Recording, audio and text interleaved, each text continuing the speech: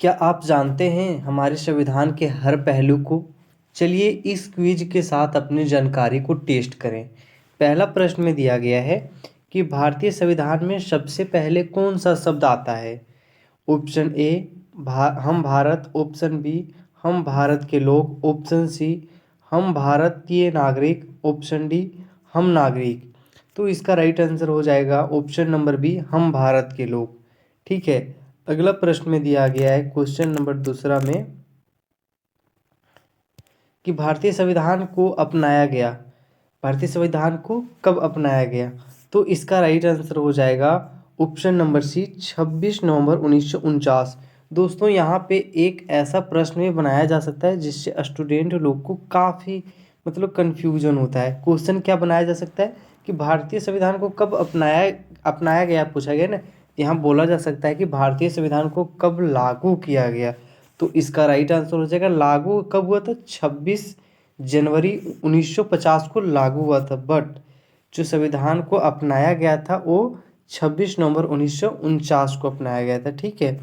अगला प्रश्न में दिया गया है क्वेश्चन नंबर 3 में कि भारत के राष्ट्रपति का कार्यकाल कितना होता है? तो इसका राइट आंसर हो जाएगा ऑप्शन नंबर बी, 5 साल। ठीक है। अगला प्रश्न में दिया गया है क्वेश्चन नंबर 4 में दिया गया है कि भारतीय संविधान में कुल कितने अनुच्छेदों की संख्या है? ठीक है। तो इसका राइट आंसर हो जाएगा ऑप्शन नंबर ए, 395। ठीक है। अगला प्रश्न में दिया गया है क्वेश्चन नंबर 5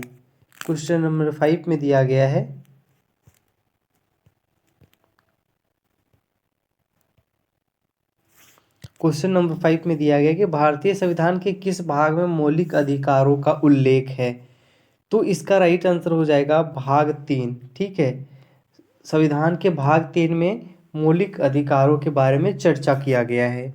अगला प्रश्न में दिया गया है क्वेश्चन नंबर 6 में दिया गया है कि सर्वोच्च न्यायालय का मुख्यालय कहाँ स्थित है?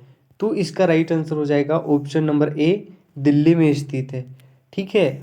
अगला प्रश्न में दिया गया है क्वेश्चन नंबर 7 कि भारत में कौन सा चुनाव आयोग की नियुक्ति करता है? भारत में कौन चुनाव आयोग की नियुक्ति करता है? तो इसका राइट आंसर हो जाएगा राष्ट्रपति। इसका राइट आंसर क्या हो जाएगा दोस्तों? इसका राइट आंसर हो जाएगा राष्ट्रपति। अगला प्रश्न में दिया गया है क्वेश्चन नंबर 8 में दिया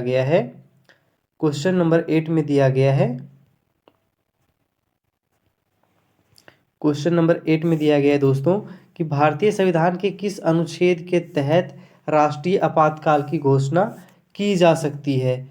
तो इसका राइट आंसर हो जाएगा ऑप्शन नंबर ए, अनुच्छेद 352 और अनुच्छेद 360 के तहत राष्ट्रीय वित्त आयोग वित्त के फाइनेंस के बारे में आपातकाल लगाया। जैसे राष्ट्रीय आपातकाल 352, फिर राष्ट्रीय आपातकाल नहीं, वित्त आपातकाल जो होता है, वित्तीय आपातकाल, वो अनुच्छेद 360 और अनुच्छेद 356 लगाया जाता है। राष्ट्रपति शासन जो लगाया जाता है स्टेट में। तो तीनों आर्टिकल को ध्यान देना है। ठीक है। अगला प्रश्न में दिया गया है क्वेश्चन नंबर 9 में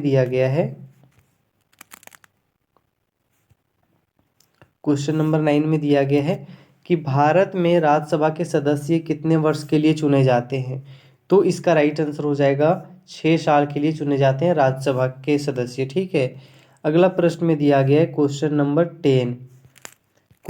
10 में दिया गया है कि भारत में पहला संविधान संशोधन कब किया गया था? क्या आपको इसका उत्तर पता है? जिस भी प्रश्न का उत्तर आपको पहले से पता हो कमेंट बॉक्स में ज़रूर बताइएगा। ठीक है। तो इसका राइट आंसर हो जाएगा ऑप्शन नंबर सी, 1951। ठीक है। अगला प्रश्न में दिया गया है क्वेश्चन नंबर 11 कि भारतीय संसद के दोनों सदनों की संयुक्त बैठक कहाँ होती है? ऑप्शन ए, संसद भवन, option B, Rashtrapati Bhavan, option C, Lok Sabha का भवन, ऑप्शन डी, उच्च न्यायालय का भवन। तो इसका राइट आंसर हो जाएगा संसद भवन। इसका राइट आंसर क्या हो जाएगा? संसद भवन में होती है। अगला प्रश्न में दिया गया क्वेश्चन नंबर 12 कि राष्ट्रपति के अभिभाषण कौन पढ़ता है?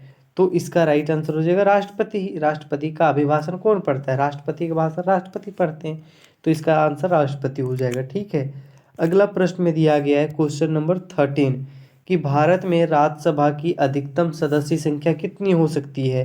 तो इसका राइट आंसर हो जाएगा 250 सदस्य हो सकता है मैक्सिमम राज्यसभा में, और लोकसभा में देखा जाए तो वहाँ 550 सदस्य अधिकतम हो सकते हैं। ठीक है, अगला प्रश्न में दिया गया है क्वेश्चन नंबर 14। क्वेश्चन नंबर 14 में दिया गया है कि राज्यसभा के कितने सदस्य निर्वाचित होते हैं? देखिए, इसमें निर्वाचित कितने होते हैं?